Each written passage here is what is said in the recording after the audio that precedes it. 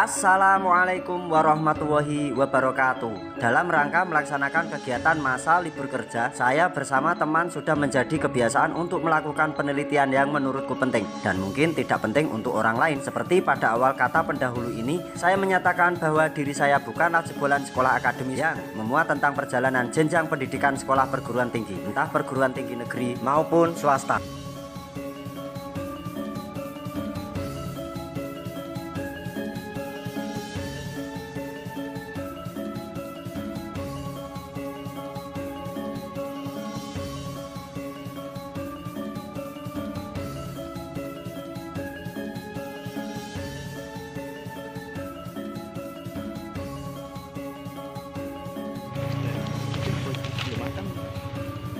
Iki makam iki. Oh iya makam mas. Tapi makamnya sapa mbah iki? Makam kuwi, makam tenan ya kuwi.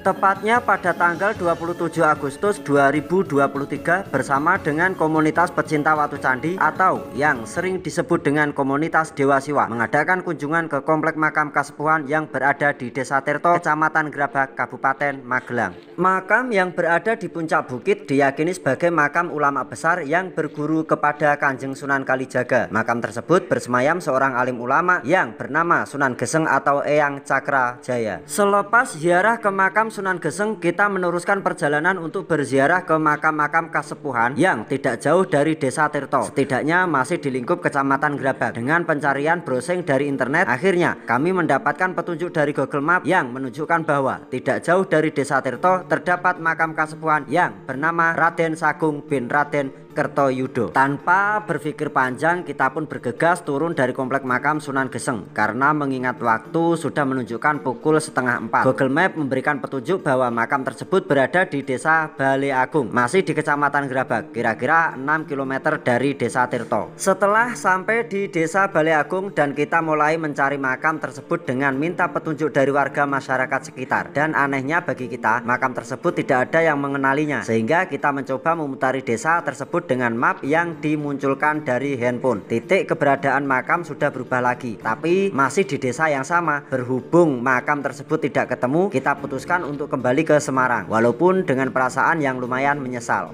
Saat perjalanan pulang menuju ke Semarang, setelah keluar dari Dusun Kopen, Desa Bale Agung, tidak jauh dari desa tersebut. Tepatnya di kanan jalan terdapat sebuah bukit yang menurut kami, bukit tersebut memiliki pandangan yang berbeda, tidak sama dengan bukit-bukit pada umumnya. Kami mengira kemungkinan bukit tersebut terdapat sesuatu, harapan kita seperti itu, karena dilihat dari letaknya saja. Bukit tersebut dikelilingi sungai yang lumayan cukup besar, yang memisahkan antara beberapa desa yang dialiri aliran sungai tersebut. Akhirnya kita memutuskan untuk turun dari mobil dan naik ke bukit yang kita maksud. Secara kebetulan dan tidak terfikirkan tentang keistimewaan yang akan kita jumpai, ternyata di atas bukit terdapat makam Kasepuhan yang memiliki langgam Hamengkubuwono abad ke-19 atau kisaran tahun 1800-an. Karena minimnya informasi yang kita dapat, setelah memutari dan melihat beberapa makam-makam sepuh, selang beberapa waktu datang seorang peziarah dari desa tersebut.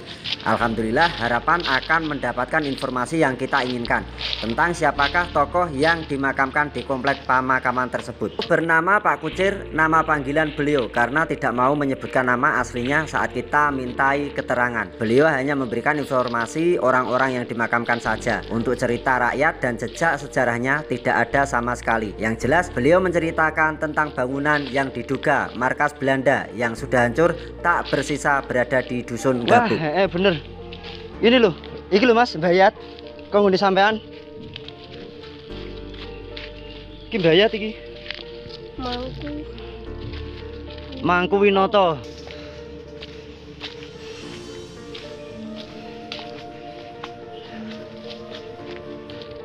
Mas. Bener. Juga gon foto ya. Iki yo. Iki Pak Kubono, nganu Raden Ayu Mangku Winoto. Iki sing cewek no, iki Mbah Putri. Ndi Mas?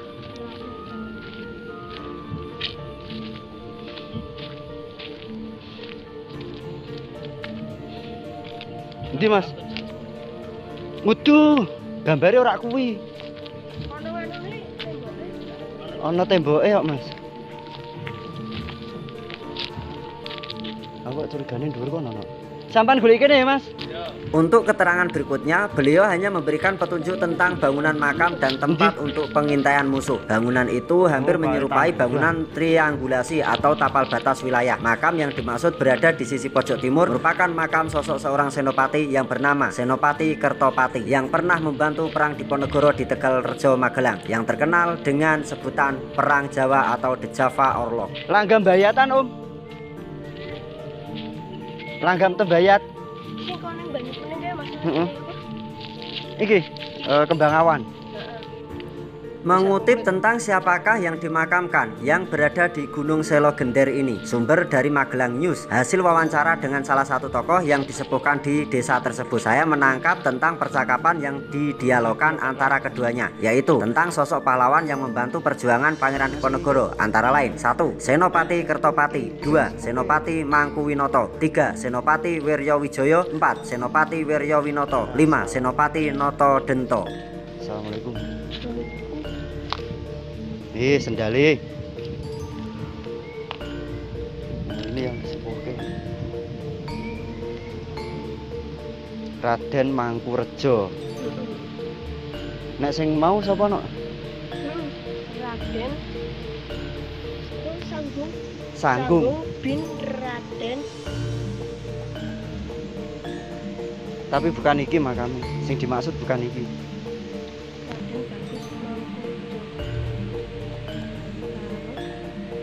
Raden Ayu Mangkurejo, putri pangeran. Putri Pangeran Wijil.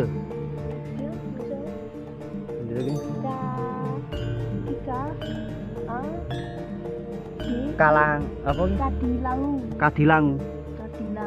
Demak. Putri pangeran Wijil Kadilangu. Malah saking Demak.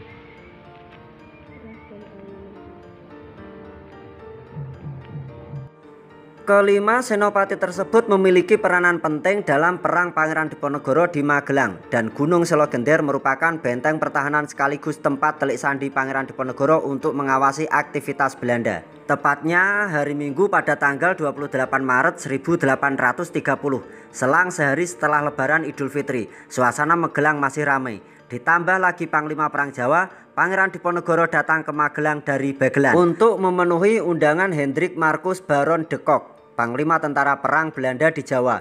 Pangeran Diponegoro diiringi pengikutnya dari Meteseh ke tempat pertemuan yang berada di rumah residen Kedu.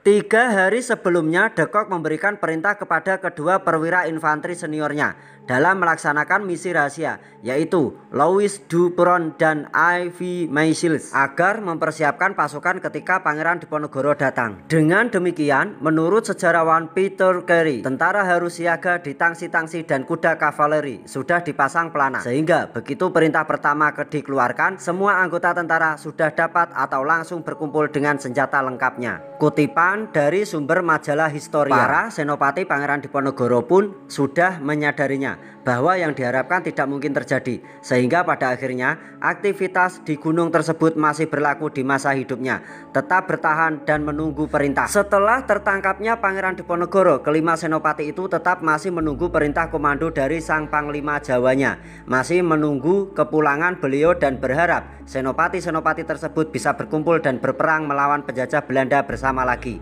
Bahkan berpesan kepada keturunannya jika beliau para senopati tersebut wafat supaya dimakamkan di puncak Gunung Selo Gender yang pernah dijadikan ajang membantu pertempuran melawan Belanda, dan ada 2 makam yang konon ceritanya tidak mau dibangun atau dikijing, hanya gundukan tanah saja. Sekilas tentang kisah yang diceritakan dan beberapa sumber yang saya kutip sebagai pelengkapnya. Beberapa sumber cerita dengan sedikit penelitian tentang bangunan makam menurut saya pribadi ada kaitannya dan sangat sinkron dengan tahun, langgam bangunan makam, dan dari mana kelima senopati tersebut berasal.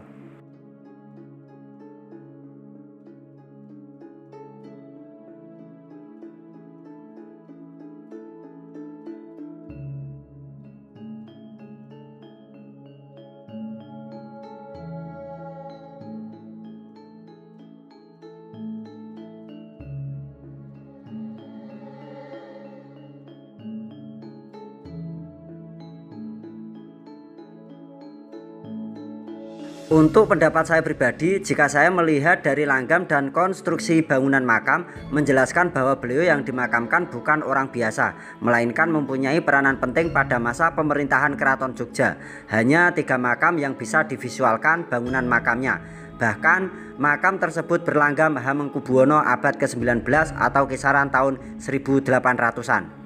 Jika mengingat tahun terjadinya Perang Jawa, tahun tersebut menunjukkan 1825 awal perang dimulainya dan 1830 Perang Jawa diakhiri. Itu pun disebabkan karena kelicikan Jenderal de Kock. Bayangkan, jika kelicikan itu tak pernah terjadi, kenapa de Kock melakukan hal demikian? Selama 5 tahun de Kock melawan Pangeran Diponegoro beserta pasukannya belum pernah mengalami kemenangan mutlak. Bahkan selama 5 tahun berperang, Belanda mengalami kerugian yang sangat besar. Mari kita renungkan sejenak, bagaimana jika itu semua tidak pernah terjadi. Al-Fatihah untuk Pangeran Diponegoro dan para punggawa-punggawa Keraton Jogja. Doa yang terbaik dari semua yang melihat atau menonton video ini. Dari keyakinan saya pribadi, doa kalian berlaku dan semoga diijabah oleh Yang Maha Kuasa. Amin.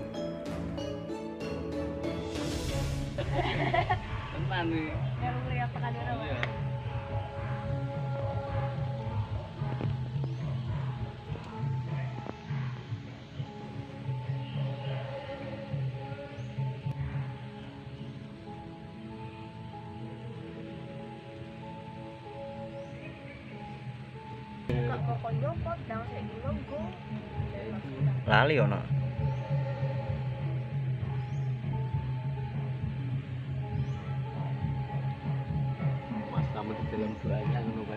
Tidak harus. Ono sing gawe penolak bala. Raja itu media. Hah? Media. Nah, ini nisan-nisan bayat iki. Siapa namanya? Raden Engkiri. Engkiri. Raden Ngabehi. Oh, Raden Ngabehi. Wiryo Wijoyo. Demang. Wiryo Wijoyo. Demang Mertojudan. Mertoyudan.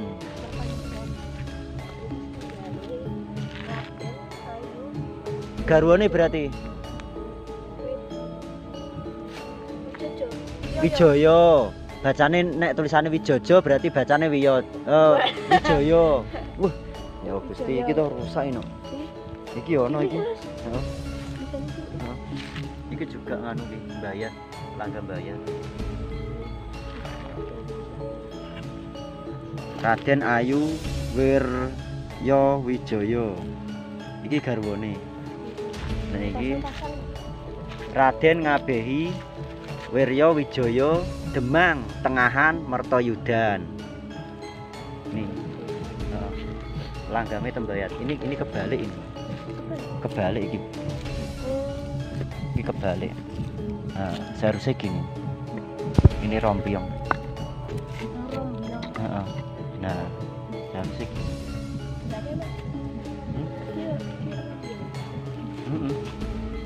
Ya Mas Teki rombyong ki dalam arti makam iki jirate jenenge jirat rombyong. Bayat rombyong.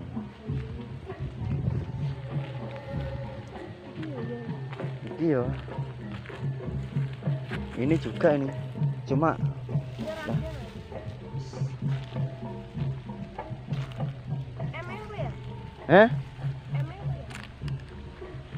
Walah.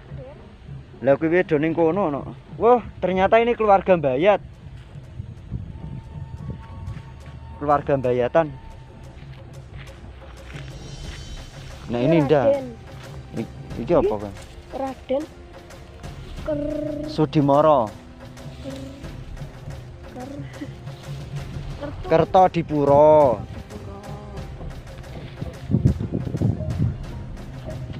Lah iki mbayat iki. Oh, iki nganune kono iki.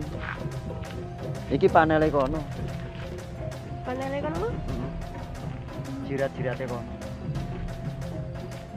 Enggak sing tadi. Endi? Ya ya rono.